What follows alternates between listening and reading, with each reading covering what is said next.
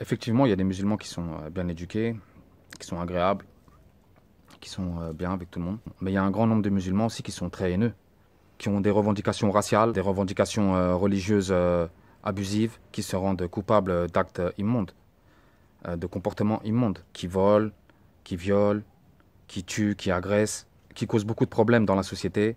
Et ce n'est pas parce que ce ne sont pas, par exemple, des musulmans vraiment stricts, pratiquants, ou bien des musulmans, on va dire, modérés, que ce ne sont pas des musulmans. Ce sont des musulmans. Ne restez pas là à faire des jérémiades.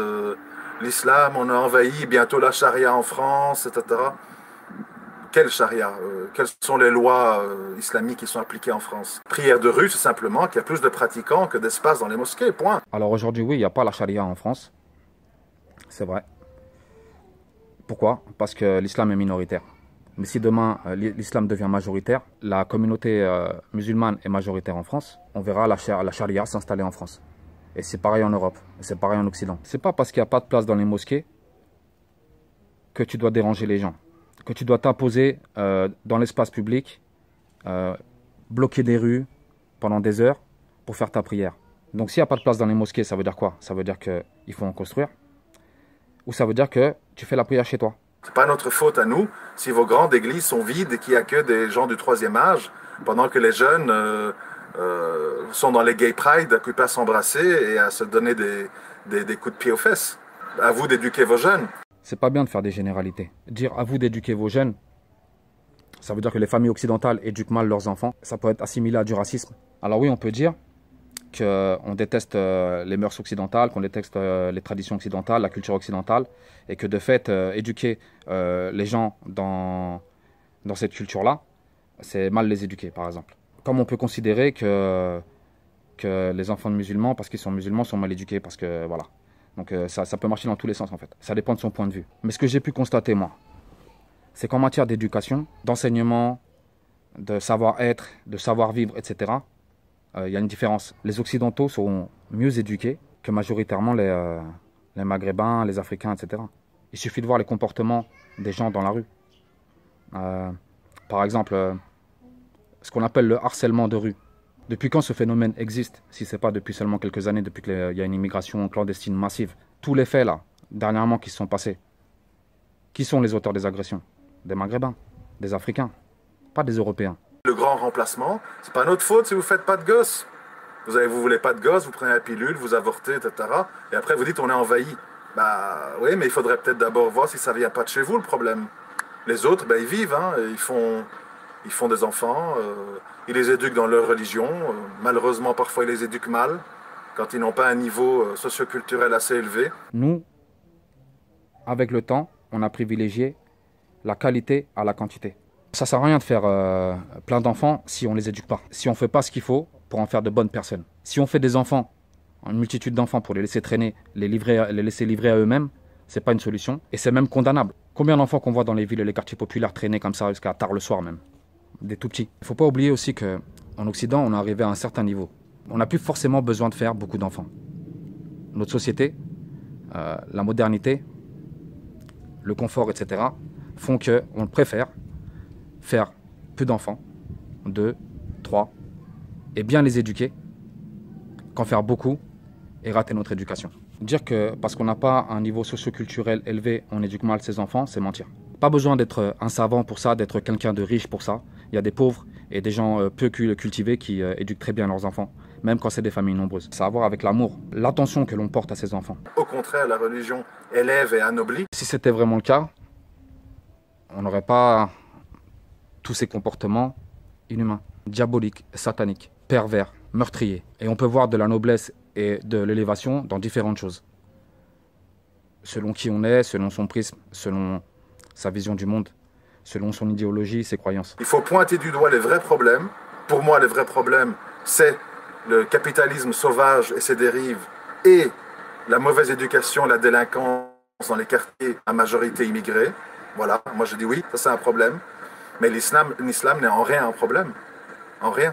Ou bien il faut me le démontrer. Où sont les problèmes causés par l'islam? Je n'ai pas dit par les immigrés ou par la délinquance, par l'islam. Les problèmes en France. Il y a des problèmes dans les textes.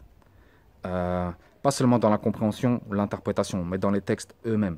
L'on peut s'appuyer sur les textes pour avoir certains comportements, pour réduire à l'esclavage, pour frapper sa femme, pour se marier avec une petite fille et coucher avec elle à l'âge de 9 ans, etc. Donc c'est à nous de nous remettre en question et de voir ce qui ne va pas chez nous, y compris dans nos textes, ce qui nous permettra de lutter concrètement contre tous les actes répréhensibles.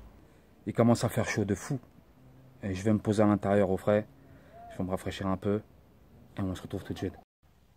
Alors concernant l'affaire en elle-même, quel est le but de la manœuvre?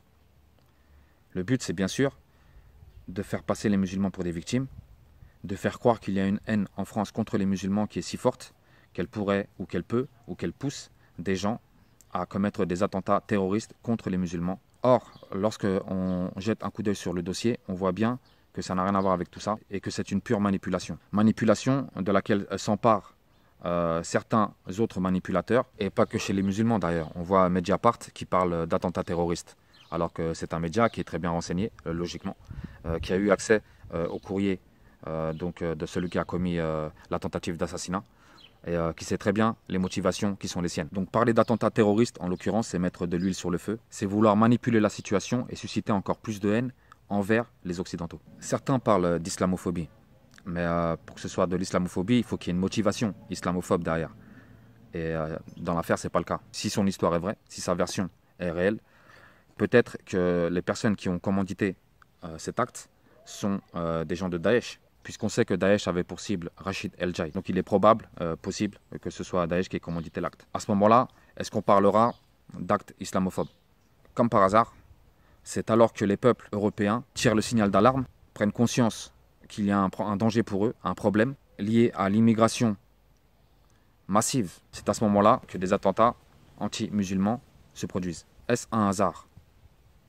Donc pour l'instant, c'est une affaire très floue. Il va falloir attendre. Alors attendons. Affaire à suivre.